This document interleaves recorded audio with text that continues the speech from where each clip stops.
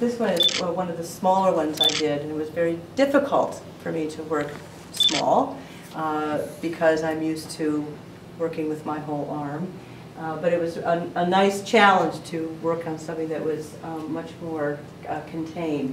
And again, I was thinking very much about the Giotto works and how there is that sense of incredible stillness and quietude that pervades the work, and yet there is this sense of inching, of motion, of movement, that we've captured that arrested moment. What are the size of those, Pam? These are only 8 by 10, so that the two together, 8 by 20. So this is for you, my jazz musician. That ghost note is something that is barely audible, or it could be, and this sounds philosophically impossible, you can't hear it at all, but it's there, right? And again, with that definition, I thought, boy, that really feels like something that I'm trying to attain in the paintings, where it doesn't all reveal itself to you at once, where you continue to look and more reveals, and then it falls away. And then da capo al fine, well, that is just simply a musical term that means, you know, you play it again from here to the end, or to fine, wherever you come out. So that kind of repetition of throwing you back into the work of art. Oftentimes these titles come to me afterwards, but sometimes I have working titles as I'm wrestling with this paintbrush. Again, how do you capture a single moment, and how do you get that sensation of motion and movement, and yet create a space and not just something that is shapes and forms on a canvas? I mean, this again is not as large as some of the pieces in there, and yet how do you make a space have that kind of invite you into it? And I don't know when you're looking at it if you get the same feeling that I do, but you know, for me there's this kind of almost a push between the two sides of the painting, and there's like a gentle kind of yielding and pushback where there are echoes of color found on either side, but the whole thing kind of coalesces down the center with a very, very delicate cream line. This I did with a rag. I was working with the paintbrush, as we often do, and with my hands, but I wanted to get kind of a veil of some sort, and I was having a very difficult time getting that quality. And so I picked up a rag and I dipped it in, and I just kind of started rolling it around, and it started to make sense to me. So I continued to do that until I got this kind of smoky feel to it. I was thinking, looking at one of your paintings, Honey, I was thinking of the major leap in abstraction that's made as a painting in New Haven, or New Haven, depending on your predilections, by Turner, and it's his painting of rain, wind, steam, or is it steam, wind, rain, or rain? Well, at any rate, it's a set. Just take them, order them as you will, in which we have, you know, many of those Turner things. We have these narratives that are about some kind of fabulous 19th century thing that they're all thrilled about. Look at that, a train, it can go fast, or a steamship. But at the same time, it's caught in this rising twirl of nature and this expressive quality. And I think you know, what I see in those things too is that idea that so many things are suggested. It's about suggestion. There's a braced gate from a ring fort in Dingle, Ireland, land of my people. And why that? Well, you know, the thing is, you look at the stuff inside, you know, my paintings, and what are the source materials? Well, I talked a little bit about that thing between that, and this is kind of a between thing. This is an ancient thing held up by a modern contrivance or a temporary or contemporary means. Where does some of this stuff come from? Here's the jelly runestone from Denmark. These things they hang sort of, a lot of them on the knife edge of distinction. of extinction, and how do we deal with them? How do we care for them? Do we care for them? I'll show you a slide a little later on from the Dresden Codex, or the Mayan Codex. It's basically the only thing that survives from Mayan civilization. John, you would know more about that in terms of like written material. The Spaniards just took it all and destroyed it. And God knows what wisdoms were in it. And so a lot of our things that every day are threatened and destroyed, burned. The giant standing Buddhas in Afghanistan, which the Taliban said, you know, these people here have enjoyed a tourist trade from this. It's an outside influence, it's people coming in, it's a valued thing. If we destroy them, they'll not have them, and they'll not have the worldliness that is represented by them. So all over, everything is always in a state of flux. I think we think in modern age that, well, such atrocities against art in the world and culture and heritage can't happen, but they do happen. The thing that I find fascinating and have found fascinating is I come at my painting from a number of different sources. I'm a history buff. I have historians here, so I have to be careful. I'm just a buff. I could polish something else that somebody knew. Opposed to being buff. Yeah. Stop that, you naughty boy. But on the other hand, I also, you know, studied in the halcyon days of my youth on the verdant campi of Fordham University. I studied literature. I walked with giants. No, they stepped on me, actually. So I got that too. But the thing is that I've never sort of been able to shake from myself the sense of worthy narrative that's involved there. You know, it's about telling a story. And in some ways, literature itself has lost its way. So many people can't just tell a story, or won't just tell a story. You know, as Joy says, once upon a time, and a very good time it was too, there was this moo cow coming down the road.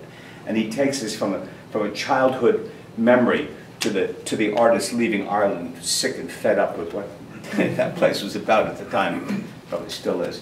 But that said, so I'm not able to shake that kind of narration. But the problem for me is that if you go to make a painting simply that's about a teacup on a table, what more is there? What more is there? Because, you know, eventually Cézanne looks at the teacup on the table and he goes, how many teacups and how many tables, you know, in a room full of mirrors can there be? Let's move the table. Let's move the cup. And then Picasso says, you didn't move it enough. Move it more. And finally, we go to, you know, how does one express oneself? How does one move forward to this? Here's an example of the Ogham alphabet, and sort of a translation of it in the Book of Ballymote. But if you look here, this is an ancient Irish writing. Ever seen this? I bet you saw one this morning when you went to the grocery store. It's a barcode. It's a barcode. It's an ancient barcode. You know, I mean, some of these things have never left. History is not dead. We live alongside it. It's a parallel life. It's a parallel existence. You know, the things done, I heard a conversation earlier in the room about the adventures of McNaughton in Afghanistan and various other things. The effect of that incursion is with us today.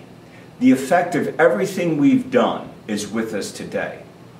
And we can't simply say that, you know, what's in the rearview mirror is not important, because it's really not in the rearview mirror. It's a parallax view of something. It's the idea that if I have binocular vision, I don't have it. Close this eye, something different is going on. And I don't mean to, suggest to you that I have, that these are, that my paintings offer any kind of invite into any special truth. But I do treasure some of these things that I've seen. And here's an Aztec ruin in Mexico, which is some jerry-rigged or jury-rigged. Everybody says jerry-rigged, but it's actually wrong. It's jury-rigged. The bracing of Aztec ruins in Mexico. Petroglyphs at Capitol Reef in the USA. Pam, my Over here by the Wayback Machine. Pam by the Wayback Machine, and I walked through, not through Capitol Reef, but through Canyon de Chelly, and avoiding the rattlesnakes and looking at the glyphs. It's really very moving, because it's the idea that, if I take my hand, you see this in caves, it's mimetic. It's not a picture of a hand. It was the hand. Res ipse loquitur. The thing speaks for itself. And the idea here in Turkey, these ruins, held up by these strong beams and wooden bracings. In other parts of the world, this happens to be a metal scaffold in a church wall in Guatemala. But I also saw in Guatemala, I saw these churches and buildings with these, and you'll see them in a couple of minutes, other kinds of things holding them up. A lot of these countries don't have the money to save what's there.